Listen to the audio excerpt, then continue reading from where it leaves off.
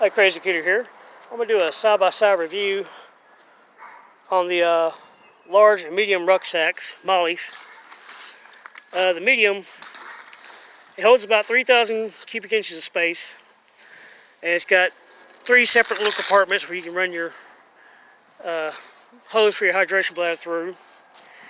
Got exterior compartments here and here. The bottom one's bigger and holds about twice as much as this one does. And it's got a lot of extra space inside there for different things. And you got a lot of modded webbing on the side here. I would not recommend going above, if you're going something that's big enough to go across, I would not go above this, the second strap there. That way you can unzip it, 'cause it unzips all the way down to here. And I would run like little single 9mm pouches or something, one on each side if you needed to. And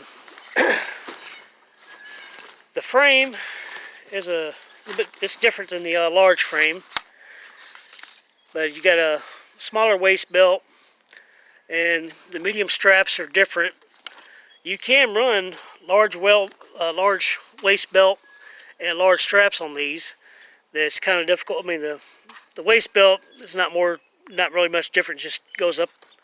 The top strap will go another notch up. The straps will be a little bit different because they don't fit on there perfectly, but they can work. The large I run during winter time, late fall through winter till early spring when it's gets a little bit warmer. Then I'll switch back to my medium. During the winter time, I tend to use my JetBull and extra blankets and stuff, and I run my complete MSS military sleep system bag, and which is down in here. That way, I've got plenty of warmth and everything, and run extra pouches and stuff for different things, and you got more space for them too. And I also have I rigged this up here. I have an old butt pack that was tore up on me. I rigged this up to haul my foam pad with, and or I can put something else on there, hold it down with my jacket or something if it's not too cold, kind of like today. And it's chilly out, but it's not too cold. But it's middle of winter. Well, not really the middle of winter. It's still early in the winter, but we had some snow a couple days ago.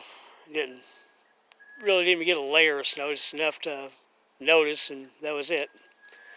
Some friends of mine down south of me, about 150 miles south of me, they got like 2 to 4 inches of snow, which is kind of weird, because I figured we get more up here than we would down there, but I ain't the weatherman.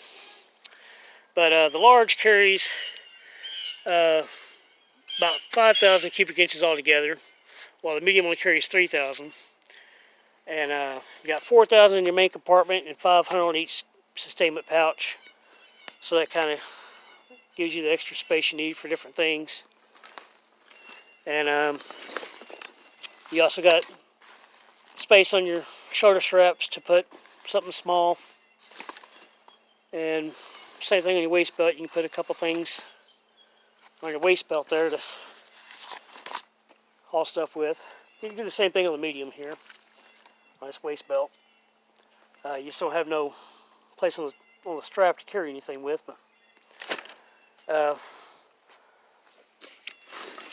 what I do on the medium is I'll take this butt pack, because the straps on the top of it here, they're not long enough for what I use. So I put this on there and just hook the straps right here, these buckles, hook them together, and then I take a lashing strap, which comes in very handy for a lot of things, and I'll run it kind of like I had to do right here across this to keep this from flopping up and down and bouncing up and hitting you in the head and stuff. And another good thing about these lashing straps is on your large frame here, when you put your waist belt on, take the strap and run it You know, run it through here, pull it through the other side, then run it back, then buckle it together. Then take your frame and kind of bend it from the outside inward. Kind of bend it just a little bit and tighten that strap up. That way when we put this back on, it gets tight and it's not, the back of it's not against the frame there. It actually has a couple inches of space almost. And do the same thing on the medium. The medium you got to be very careful with it because the frame is lighter and thinner. But basically just put your straps on there, tighten it up, and it keeps the back of the pad off the frame. That way your main ruck is not right against your hip or your lower back. It's actually being distributed evenly. And for those of you who can actually handle it, I would recommend, if you're going to travel heavy or you got a lot of hiking or something to do and your back can handle it, I'd get an assault pack, or you can take the straps, the belt, and the frame off the medium, and you have 3 of these on the side of the large here. They come off real easy. You got to kind of twist it off the webbing there, and then you can attach it to the webbing on here somewhere, and you can run your pack like this here. I would recommend an assault pack because it's smaller. It only holds about 2,000 cubic inches, but it's got a separate compartment on the back too. And run all that together, and it's going to be close to 100 pounds if you're fully loaded, like I am. And but if you got some good boots and you ain't doing 100 miles of walking a day, you can tote 100 pounds, no problem with these packs because they distribute the weight evenly. And when you load your packs, the main thing you want to do is keep all the heavy stuff at the bottom and go from heavy to light. But you want to keep your pack, you can put it in different places on the frame, but when you mount your pack to your frame, the higher up you get everything, the better it is, because it's better on your shoulders than it is on your lower back, and you can do a lot more with it. And it'll save your back, save you a lot of trouble. And another thing is keep your shoulder straps, your waist belt, keep them tight. That way it's hugging you and it's kind of absorbing the weight and distributing it evenly. And the tighter you keep your strap, the higher up it gets on your back. That way it's not dragging you backwards, it's not pulling you down.